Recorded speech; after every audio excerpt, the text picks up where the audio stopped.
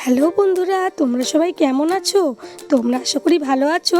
আজকে তোমাদের সাথে ইলিশ মাছের রেসিপি শেয়ার করব। দেখো, ইলিশ মাছ নিয়ে নিয়েছি।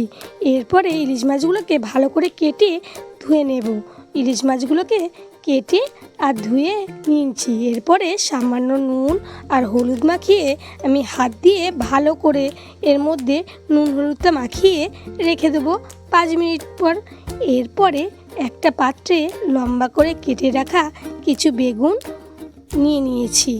এরপরে টমেটো কুচি আর কিছু চেরা কাঁচা লঙ্কা নিয়ে নিয়েছি। তারপরে কড়াইতে সর্ষের তেল গরম করতে দিয়ে দেব। এক এক করে মাছগুলো সর্ষের তেলটা গরম করা পর্যন্ত অপেক্ষা করব। সর্ষের তেল গরম করা হয়ে গেলে এক এক করে মাছগুলো আমি দিয়ে দেব। এরপরে কড়াইতে মাছগুলো ভালো করে উল্টে পাল্টে করে ভেজে নেব। লাল লাল করে ভাজবো না, ইলিশ মাছ বেশি ভাজতে নেই, তাতে স্বাদ নষ্ট হয়ে যায়। তোমরা চাইলে কাঁচা মাছও রান্না করতে পারো। এরপরে মাছগুলো ভাজা হয়ে গেলে আস্তে আস্তে করে তুলে নেব একটা প্লেটে। তারপরে মাছগুলো যখন প্লেটে তুলে নেব, ওই তেলের মধ্যেই কেটে রাখা যে আগে দিয়ে বেগুনগুলো, সেই বেগুনগুলো আমি রেখে দিয়েছিলাম ধুয়ে, সেইগুলো তেলের উপরে দিয়ে দেব।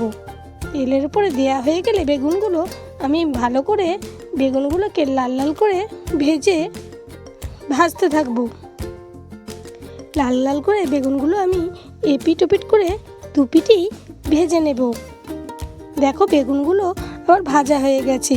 এরপরে বেগুনগুলোকে তুলে নেব একটা প্লেটে। তারপরে ওই তেলের মধ্যেই কালো জিরে সামান্য পরিমাণের ফোড়ন দিয়ে কালো জিরে, কাঁচা লঙ্কা আর টমেটো কুচি দিয়ে দেব। এরপরে কিছুক্ষণ ভাজতে থাকবো। টমেটো ভাজা হয়ে এলে আমি এর মধ্যে দিয়ে দেব সামান্য পরিমাণের হলুদ গুঁড়ো আর দিয়ে দেব স্বাদ অনুযায়ী নুন। এরপরে নাড়াচাড়া করে সামান্য পরিমাণের লঙ্কার গুঁড়ো দিয়ে দেব। তারপরে দেখো, টমেটোগুলো ভাজা হয়ে গেছে। এরপরে ভালো করে কষিয়ে নিয়ে আমি এর মধ্যে উষ্ণ গরম জল দিয়ে দেব। মনে রাখবে, এই যে কোনো তরকারিতে গরম জল দিলে রান্না করলে রান্নার স্বাদ পাল্টে যায়। এরপরে জল দেওয়ার পরে যখন ফুটে উঠবে, আমি আগে দিয়ে যে ভেজে রাখা বেগুনগুলো একটা প্লেটে রেখেছিলাম, সেই বেগুনগুলো আমি এই ঝোলের মধ্যে দিয়ে দেব। এরপরে দেওয়া হয়ে গেলে আস্তে আস্তে করে ভালো করে আমি বেগুনগুলো ঝোলের সাথে মিক্স করে দেব। তারপরে কিছুক্ষণ ফুটে উঠলে আমি এই ঝোলের মধ্যেই আস্তে করে যে ভেজে রাখা মাছগুলো আস্তে আস্তে করে একটা একটা করে দিয়ে দেব। মাছগুলো যখন ভালো করে ঝোলের সাথে ভালো করে মিশে যাবে, তখন আমি এগুলোকে নামাবো।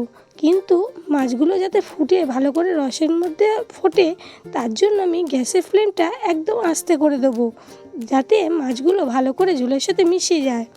এরপরে ইলিশ বেগুনের সাথে যখন ভালো করে মিশ হয়ে যাবে, তখন আমি একটা পাত্রের মধ্যে এটাকে তুলে নেব। দেখো কি সুন্দর কালার এসছে, কোনো মশলা ছাড়াই।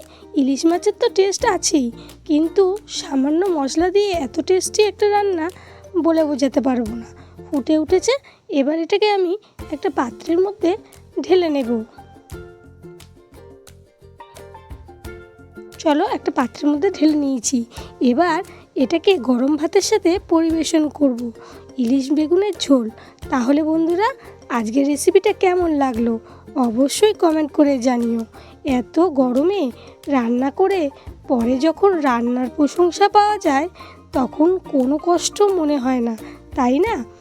যদি কেউ কমেন্ট করে বলে যে অবশ্যই রান্নাটা ভালো হয়েছে, তাহলে তো কিছু মনে করার নেই। আজকের মতো এখানেই শেষ করলাম। পরবর্তী ভিডিওটা দেখতে অবশ্যই আমার পাশে থেকো। অবশ্যই একটা লাইক, সাবস্ক্রাইব আর শেয়ার করে দিও প্রচুর প্রচুর। তাহলে আজকের মতো এখানেই শেষ করলাম। তোমরা সবাই ভালো আর সুস্থ থেকো। টাটা।